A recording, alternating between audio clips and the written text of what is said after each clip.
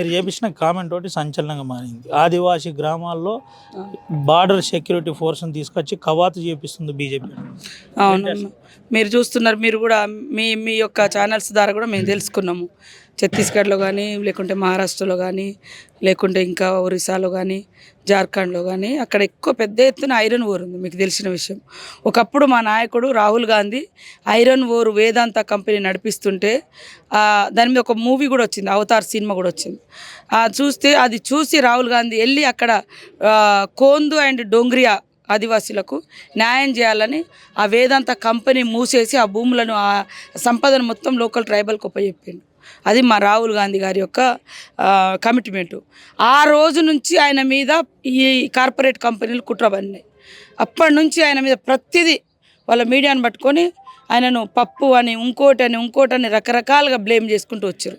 ఆయన ఏమో పేదల పక్షాన, దళితుల పక్షాన, ఆదివాసీల పక్షాన, గిరిజనుల పక్షాన, మహిళల పక్షాన ఉంటే, ఇవాళ కార్పొరేట్ కంపెనీల పక్షాన ఉన్నటువంటి మోడీ గారు మా నాయకుడిని, నేను చెప్పేది మూలం ఒరిస్సా రాయగఢ ఆ ప్రాంతంలో జరిగినటువంటిది. ఆ రోజు నుంచి ఈ రోజు వరకు ఆయన మీద ఉంది.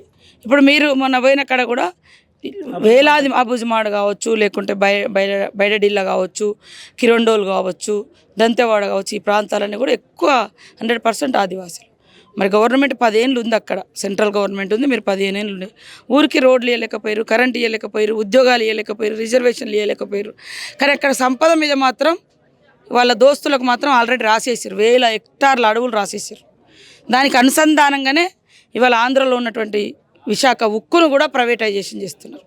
ఆ విశాఖ ఉక్కుకు అక్కడి నుంచే వచ్చే ముడి సరుకు కాబట్టి దాన్ని ఇంకా ఓపెన్ చేసుకోవడం కోసం ఇక్కడ ఉన్నది ఆదివాసీలు, మరి బడుగు బలైన వర్గాలు కాబట్టి వాళ్ళని భయోత్పాతానికి గురి చేస్తున్నటువంటి పరిస్థితి. ఇక్కడ పోలీసులకు ఆదివాసుల యుద్ధం కాదు ఇది, అక్కడ కార్పొరేట్ కంపెనీలకు ఆదివాసులకు జరుగుతున్న యుద్ధంలో ఈ ప్రభుత్వం, బీజేపీ ప్రభుత్వం కార్పొరేట్ కంపెనీల వైపు ఉంది. మరి పైకి వచ్చేమో మేము వీళ్ళకి ఇది చేసినాం, అది చేసినాం అంటే ఏం చేసినాం?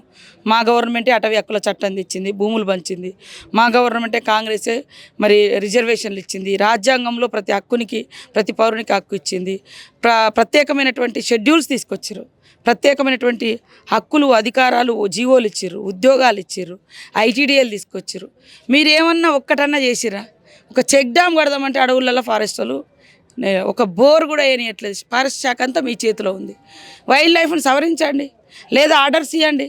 మీరు ఇవాళ ఎవరినో అక్కడ సీఎం చేసిర్రు, ఆయన ముందు పెడుతున్నారు, జరిగేదంతా ఆదివాసుల మీద అణచివేత. ఇది వాస్తవం.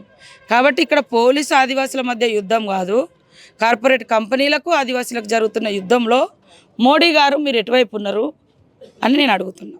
ఆదివాసీ బిడ్డగా ఆదివాసీలపై జరుగుతున్న అఘాయిత్యాలపై సీతక్క ఎక్కడో ఒక్కడ గొంతెప్పుతూనే ఉంది. నిన్న కూడా స్పందించిన పరిస్థితి. అమరవీరులు అయిన చాలామందికి ఆదివాసీ బిడ్డ సీతక్క ఏం చెప్పబోతుంది? అదే అంటే ఒక్కొక్కరు ఒక్కొక్క లక్ష్యంతో పనిచేస్తుంటారు. మేము కూడా అదే బ్యాక్గ్రౌండ్ నుంచి వచ్చినాం కాబట్టి నిన్న ఇంద్రవెల్లి అమరవీరుల పోరాటం ఒకప్పుడు మనకు వ్యతిరేకం అనిపించవచ్చు. ప్రభుత్వాలు మారినా కొద్దీ, ప్రజల ఆకాంక్షలు తెలిసినా కొద్దీ వాటి యొక్క గొప్పతనాన్ని గుర్తిస్తూ వచ్చినాం. ఒకప్పుడు నిజాం కాలంలో, నిజాం ప్రభుత్వంలో కొమ్రం భీం పోరాటం వారికి అన్యాయం అనిపించవచ్చు. కానీ ఇప్పుడు ఈ మన ప్రభుత్వాలు, ఏ ప్రభుత్వాలైనా వారికి ఘనంగా నివాళులు అర్పిస్తున్నారు. బ్రిటిష్ వాళ్ళకు రామ్జీ గోండ్ పోరాటం చట్ట వ్యతిరేకం అనిపించింది, కానీ ఈరోజు మనం పూజిస్తున్నాం. అదేవిధంగా మన దగ్గర సమ్మక్క సారక్క ములుగులో ఆ రోజు కాకతీయులు వారిని చంపేశారు. ఈరోజు కోట్లాది మంది గుండెల్లో దేవుడుగా ఉన్నారు. అంటే జనం కోసం పనిచేస్తే ఒక కాలంలో ఒక ప్రభుత్వాలు చూసే తీరు ఒక రకంగా ఉండొచ్చు, కాలం మారినా కొద్దీ వాళ్ళ అమరత్వం ప్రజలకు ఏ రకంగా ఉపయోగపడ్డదో అప్పుడు దేవులుగా.